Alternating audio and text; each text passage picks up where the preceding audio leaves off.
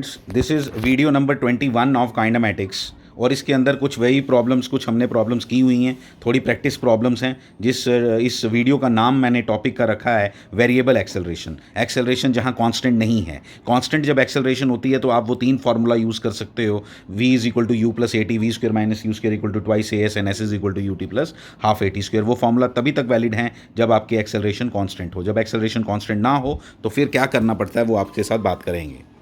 देखो, मैंने पहला केस लिया है कि acceleration is given in as a function of time, ठीक है, और आपको बोला गया वेलोसिटी फाइंड करो, उसको भी फंक्शन ऑफ टाइम ही रखना।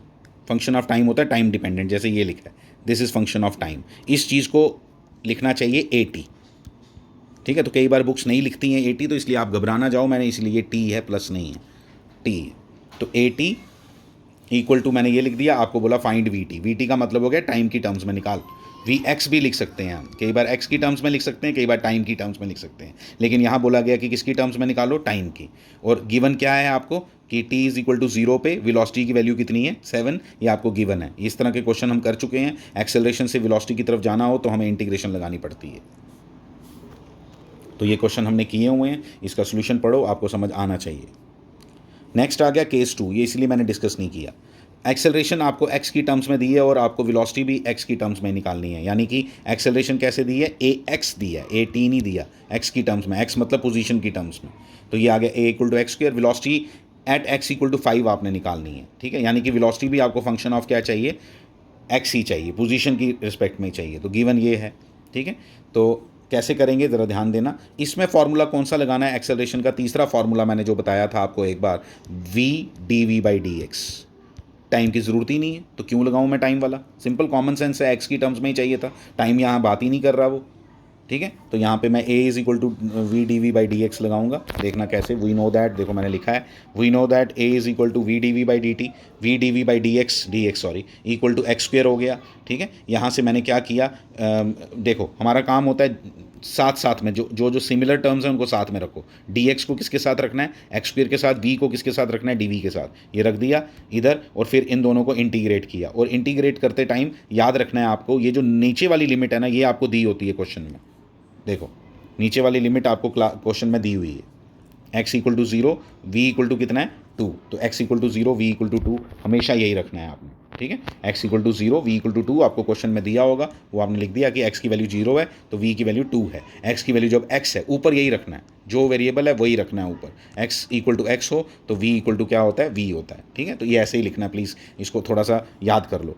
अब आगे तो इसकी इंटीग्रेशन की हमने, v की integration V square upon 2, X square की integration X cube upon 3, limits डाली, सब कुछ किया और अल्टीमेटली कैलकुलेशन की, जो आपको अच्छे से समझ आनी चाहिए। कैलकुलेशन आपको मालूम होना चाहिए लिमिट्स हम किस तरह से डालते हैं। अगर कोई डिफिकल्टी आएगी तो हम बात करेंगे, लेकिन इसमें डिफिकल्टी आनी नहीं चाहिए। कैलकुलेशंस पे होल्ड बनाओ। फिर मैंने v निकाल लिया, जब क्या v आ गया इन टर्म्स ऑफ x, देखो v in terms of x आ गया आपके पास, ये जो मैंने अंडर रूट में लिखा है ये आ गया। फिर हमने क्या किया, इसमें v एट 5 बोला था ना निकालने के लिए क्वेश्चन में, कि कब निकालो, ये देखो लिखा हुआ है x इक्वल टू 5 पे निकालो। तो x इक्वल टू 5 पे निकालो, तो मैंने x की वैल्यू 5 डाल दी, तो यहाँ से आंसर आ गया, ठीक है। ये सेम आ गया, छोड़ दो इसको। When acceleration is given as function of v, अब एक्सेलरेशन को v की फंक्शन दिया हुआ है और वेलोसिटी को किसके फंक्शन में निकालना है, x के, ये लिख दिया। फिर यहाँ पे फॉर्मूला वही लगाएंगे जो हमने लगाया था v डी वी, क्योंकि टाइम की बात नहीं हो रही तो इसलिए तीसरा ही फॉर्मूला लगेगा, फिर से वही लगाया है। देखो v d v by d x, v square लिख दिया, v कट गया, एक v कट गया यहाँ, इसलिए सिर्फ v बचा। तो अब क्या करना है, इंटीग्रेशन का काम होने वाला है, मुझे मालूम है मुझे v चाहिए, ठीक है। तो मैं क्या करूँगा, v को v के साथ रखूँगा, x को इधर ले जाऊँगा, ठीक है, ले गया। फिर मैंने इंटीग्रेशन की, मुझे मालूम है 1 अपॉन वी की इंटीग्रेशन, 1 अपॉन एक्स की इंटीग्रेशन क्या होती है, लॉग एक्स। तब 1 अपॉन एक्स डी एक्स होता था, आज 1 अपॉन एक्स डी वी है, sorry 1 upon v d v है। तो ये एक ही बात है, ये कोई डिफरेंट बात नहीं है, कोई इंटीग्रेशन डिफरेंट नहीं हो जाएगी एक्स को वाई या वी लिखने से, ठीक है। बस सिर्फ ये ध्यान रखना है कि यहाँ एक्स हो तो यहाँ पे भी एक्स होना चाहिए। तो ये हमने लिख दिया। फिर मैंने लिख दिया एल एन मैंने आपको समझाया हुआ है लॉग में, अगर नहीं मालूम जिसको तो लॉग टू द बेस ई को हम शॉर्टकट में एल एन लिखते हैं, ठीक है। अगर कोई ऐसे भी लिखेगा वो भी चलेगा, मैंने समझाया हुआ है ये सब। ये लिख दिया log v minus log 2, log m minus log n का फॉर्मूला लगाया, which is log m upon n equal to x लिख दिया, v by 2 is equal to e raise to power x, क्योंकि मैंने ये भी बताया है कि जब ये है ना log टू द बेस ई, इसके लिए log का आपको वीडियो नंबर 13 मैथमेटिकल टूल्स देखना पड़ेगा। अगर log टू द बेस ई ऐसा हो y और इक्वल टू क्या हो x, तो y इज इक्वल टू क्या होता है, e raise to power x। ये ध्यान देना है, जब log इधर जाता है तो e रेज टू पावर हो जाता है, अगर e हो तो e रेज टू पावर हो जाता है, अगर बेस 10 हो तो 10 रेज टू पावर हो जाता है। ये आना चाहिए यार, नहीं तो वीडियो देखो, मैं कुछ नहीं समझाऊंगा ये सब नहीं तो अब ये तो पुरानी बातें हैं ये सब। अब इसमें अगर हम घुस जाएंगे बार बार यही चीज़ें समझते रहेंगे तो आगे कैसे बढ़ेंगे। ठीक है, ये आ गई आपकी वैल्यू v की इन टर्म्स ऑफ x। क्या आया answer, 2e raise to power x, 2e raise to power x। फिर एक और क्वेश्चन, क्या when acceleration is given as a function of v, और हमें टाइम की टर्म्स में निकालना है। पिछला x की टर्म्स में निकाला, अब टाइम की टर्म्स में निकालना। अब dv बाई dt बिल्कुल सेम है, वही निकालो। देखो अब dv बाई dt लगा दिया, टाइम है तो dv बाई dt ले लिया, dv बाई dt ले लिया तो क्या लिखा, वी वॉन्ट टी स्क्वेयर, मैंने बताया v वाले को v के साथ रखना है, टाइम वाला कोई है नहीं इसलिए इधर रख दिया। फिर हमने इंटीग्रेशन की, मैंने बताई आपको dt की इंटीग्रेशन t होती है, ये t लिख दिया। ठीक है, 1/v² की इंटीग्रेशन देखो कैसे करेंगे, 1/v² की सिखाई है मैंने। 1/v² को मैं v रेज टू पावर -2 लिखूंगा। जब मैंने v रेज टू पावर -2 लिखा तो क्या मतलब होता है उसका, v रेज टू पावर -2 तो फॉर्मूला क्या लगाएंगे, x raise to power n+1/n+1,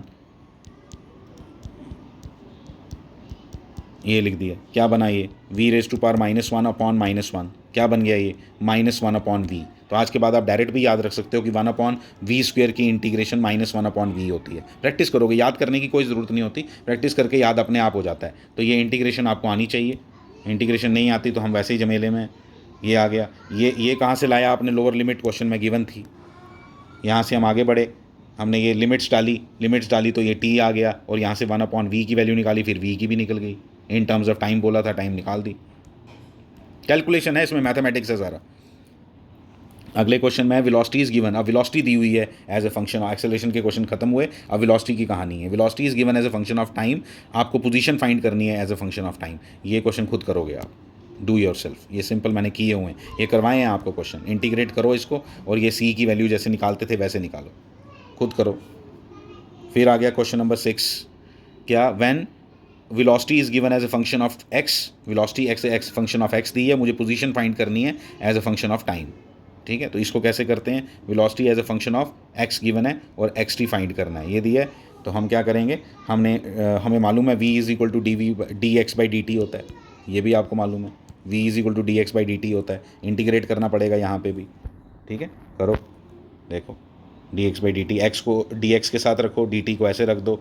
0 दिया हुआ है क्वेश्चन में, ये 0 दिया हुआ है। When t is equal to 0, x is equal to 0 given है, तो फिर ये x की इंटीग्रेशन लगा दी, ये t लिख दिया।